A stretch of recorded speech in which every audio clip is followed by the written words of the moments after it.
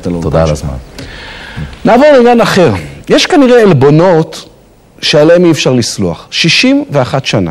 61 שנה לוחמי פלוגה א' מגדוד 11 של חטיבת עודד מסתובבים, נעלבים ולא מבינים איך עשו להם את זה. איך זה שכמעט בכל ספרי ההיסטוריה כתוב שבקרב על מלכיה במלחמת השחרור ניצחו לא הם אלא לוחמי הפלמ"ח. אז הם אומרים, מה זאת אומרת הפלמ"ח? הפלמ"חניקים הם עזבו את השטח, אנחנו הכובשים האמיתיים. והפלמ"חניקים מצידם עונים, חטיבת עודד, מי שמע עליהם בכלל? וכך זה נמשך ונמשך במשך 61 שנה של העלבויות וברוגזים וחילופי האשמות עד יום חמישי שעבר. כתבתו של ציון מנוס. מה נשמע? היי, שלום. אני אבירה ביד. יש עכשיו אותו, לייטר, ומי עוד שם היה?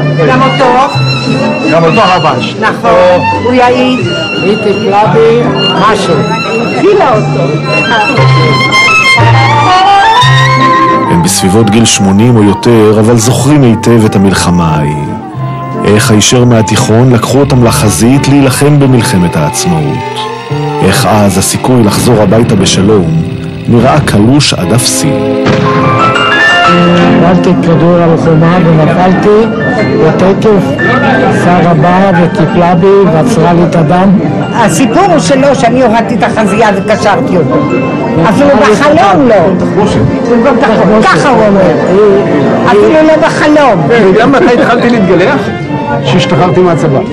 כשהתנדבתי בסוף 47, אז שאלו אותי בן כמה אתה? אז אמרתי, אני 17 וחצי, זה לא נכון. כמה היית? הייתי 15 פחות קצת.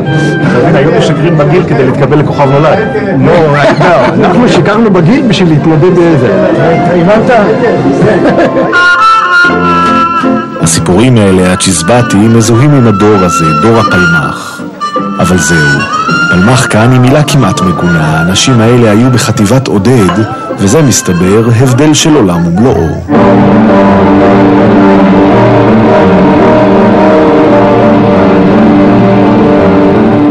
רובנו שמענו רק על הפלמ"ח, פלוגות המחץ המאומנות היטב של ההגנה ואחר כך של צה"ל.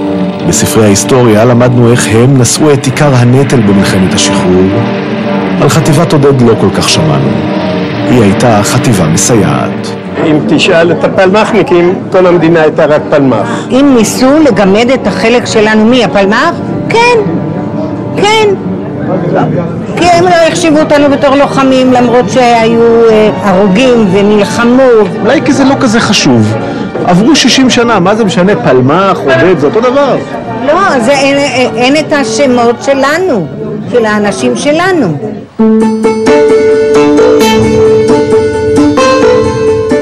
שרה מדברת על האנדרטה הזו בקיבוץ מלכיה בגבול הצפון. אנשי הפלמ"ח כבשו את מלכיה במאי 48 אחרי 2 קרבות קשים, וירדו מיד דרומה להילחם בנגב. החליפה אותם באזור חטיבת עודד שקמה רק שבועות מעטים קודם לכן. כמה ימים אחר כך פלשו מהצפון אלפי חיילים מסוריה ולבנון. אנשי עודד נאלצו לסגת. הם איבדו 9 חברים על הגבעה הזו ליד מלכיה, אבל במשך 61 שנה הם לא זכו לשום אזכור. במלכיה הייתה רק אנדרטה שהקימו אנשי הפלמ"ח לזכר הנופלים שלהם. הזיזו אותנו הצידה. פלמ"ח עם כל הילדי שלהם, עם כל השלטים שלהם, עם כל האנדרטות שלהם, אנחנו עם כלום. אותנו פשוט שכחו, לא קיימים. הכושי יצא עד שלא, הכושי יכול ללכת. כל חטיבה הקימה לעצמה את האנדרטה באזורי הקרב שלה.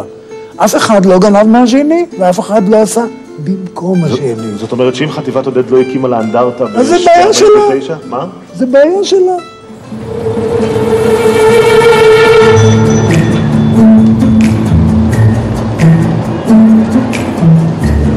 בשבוע שעבר יצאו אנשי חטיבת עודד למלכיה לתקן את העוול ההיסטורי. 61 שנים אחרי מלחמת השחרור אולי הסתיימה, אבל מלחמות היהודים שרירות וקיימות. הפלמ"ח היה כובש, ואנחנו היינו באים ויושבים ושומרים על המקום. וזה חרה לנו, אנחנו רצינו גם לשתף בקרבות. אבל התייחסו אלינו כנחותים יותר. כי אני לא מכיר אותם. אני נלחמתי עם גבעתי על ידי, נלחמתי עם גולני על ידי. אני לא ראיתי את עודד אף פעם במלחמה. לא ראיתי. לא יודע מי כתב את זה, כתבו את זה באחד העיתונים, שהפלמ"ח עשה פשיטה על מירון, וסיפר על הפשיטה על מירון. בתקופה הזו שהייתה פשיטה על מירון, הפלמ"ח כבר לא היה באזור. לא תיארו לעצמם שגם אנחנו מסוגלים לעשות דברים כאלו כמו שהפלמ"ח. עברו 61 שנה, מה זה כבר משנה? משנה בכל זאת, אתה רוצה שיזכרו את מה שעשית. אם הילדים שלו פעם יבואו לשם, והוא סיפר להם שהוא נלחם שם, ישאל אותו איפה, מה, מי, לא רואים שום דבר, אין לי זכור בכלל שאתה היית שם.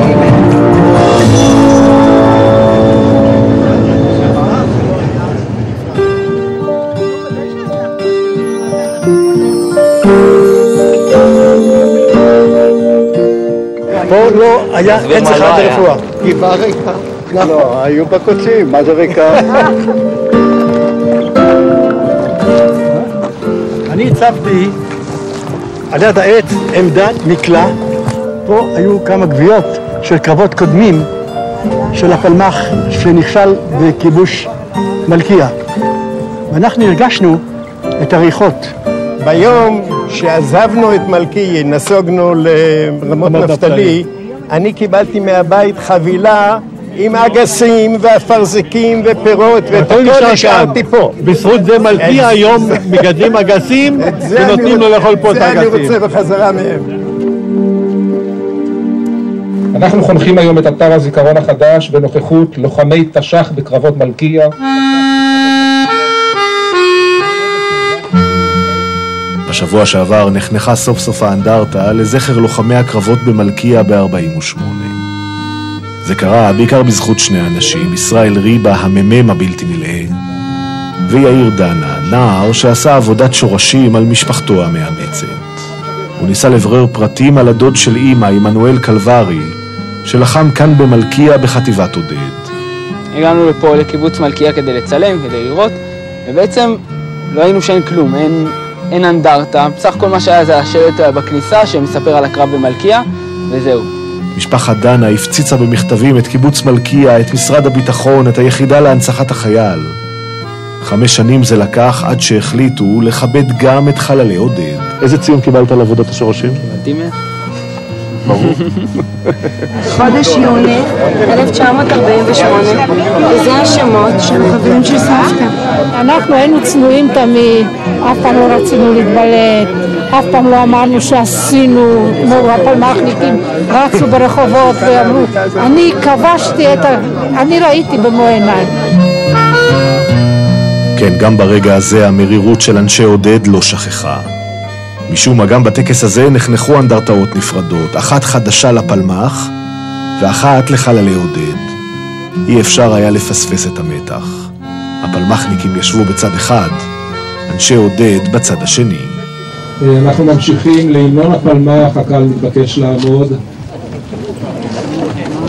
התפלאתי שהוא ביקש שנעמוד. אתה לא קם להמנון של יחידה. מה זה?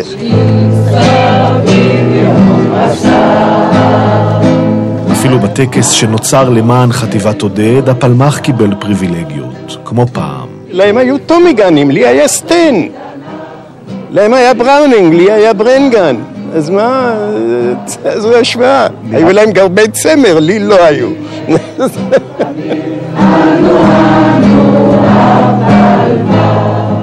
יש המנון לחטיבת עודד? מה פתאום? אם היה לנו אחד כמו חיים חפר, אולי היה לנו, אבל לא היה לנו. אז אולי זו הבעיה. זו בהחלט הבעיה. להם היו את כל הכוכבים.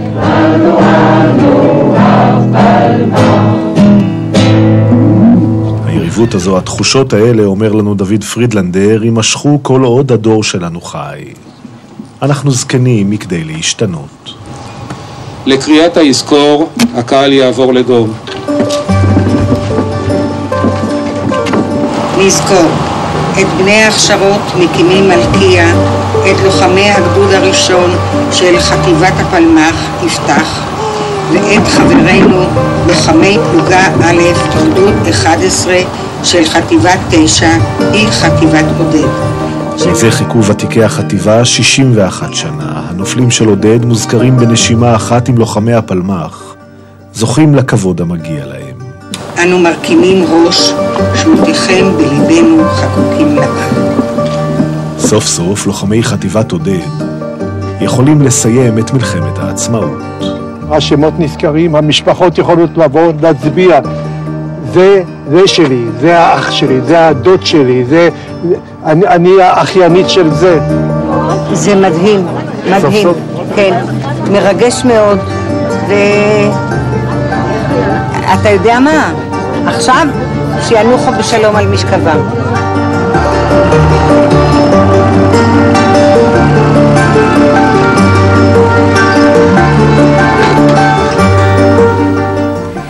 יפה, מלחמות היהודים, אבל עם סוף יפה. פרסומות, מיד אנחנו חוזרים.